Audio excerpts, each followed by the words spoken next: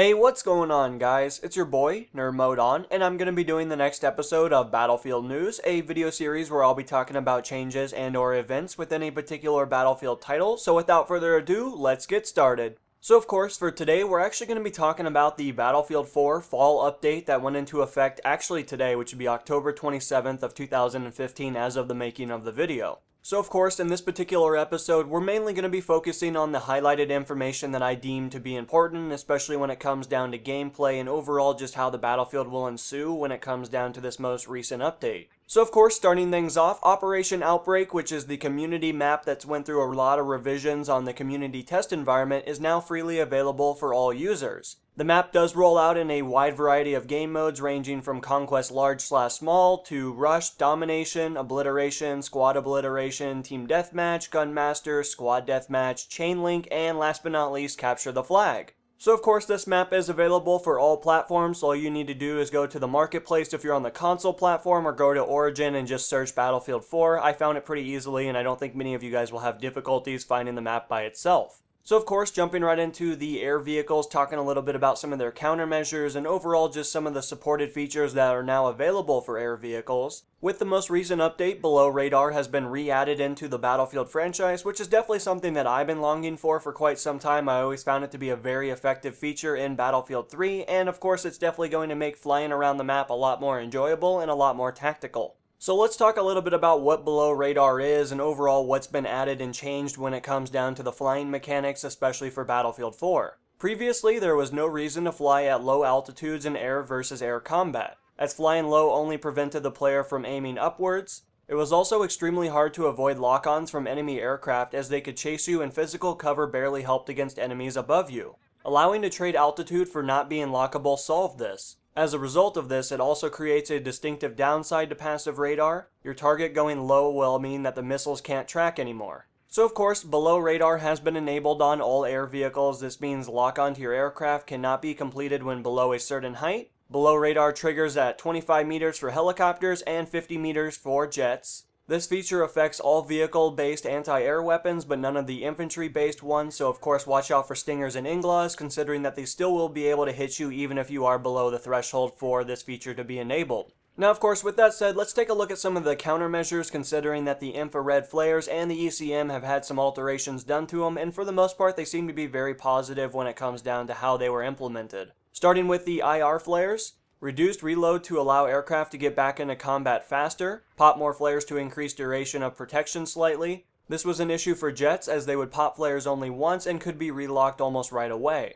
Reload time reduced to 15 seconds from 20 seconds, also increased the amount of flares that are fired to improve efficiency and increase protection. Flares now work better against passive radar missiles, and last but not least, flares work a little better against heat seekers, Stinger missiles, and Iglas. Now of course, transferring over to the ECM jammer, the only major change that was done to ECM is that the reload time has been reduced to 20 seconds from 25 seconds, so of course about 5 seconds there that you'll be able to utilize a little bit more efficient on the battlefield. Now transferring over to the general information tab, we're going to be talking a little bit about the critical hit system that primarily is affected by the aircrafts. So of course, critical damage models have been changed for aircraft to make them less likely to crash from critical hits. Critical hits are meant to impair mobility, not crash and kill players. Critical behavior tweaked to make aircraft less likely to crash when critically damaged. Helicopters should spin less and jets should pitch less as a due result. Now moving right along to the shotguns, considering that they've seen a lot of changes from the beginning of Battlefield 4's lifespan, in many cases they've become very controversial over the last couple of months, considering that they got a significant improvement in damage at range and damage overall. Reduced efficiency of buckshot and flechette at medium range and balance shotguns better against each other. Reduced number of pellets on the UTS-15, the Sega 12K, the Dow 12, the DB-12, and last but not least the M1014 for better balance.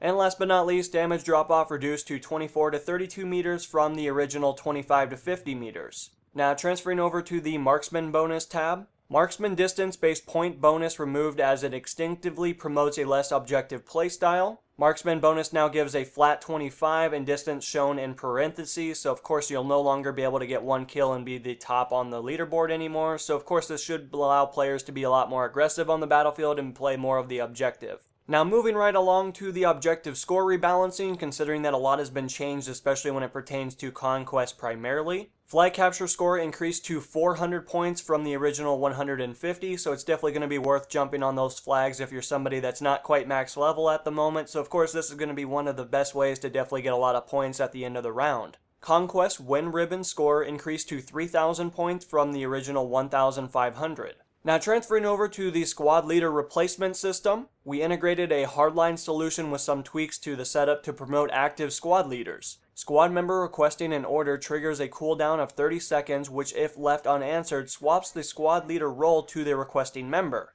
As a due result of this, we should see a lot more squads working together, a lot more orders being given, and overall everybody should be getting a lot more points as a due result of this feature. Now taking a look at some of the netcode related changes, considering that a few things have been done over the last couple of months to really ensure high tick rate servers are a lot more prominent and a lot more effective than they've been in the past. DICE has enabled high tick rate servers. Previously released post-summer patch enabled rental server providers to rent servers running at higher tick rates than 30. Battlelog has added a high tick rate server browser that has indicators and filters. And finally, significantly reduced bandwidth usage at higher tick rates. Now moving right along to UI, added the hardline capture area visuals on the minimap. They also added the hardline minimap mechanics to show player indicators relative to elevation. Above player icons, scale up slightly with added transparency. Below player icons, scale down slightly with added transparency. And both players start scaling at 3.5 meter distance below or above respectively, and of course will reach a final size at 7 meters plus.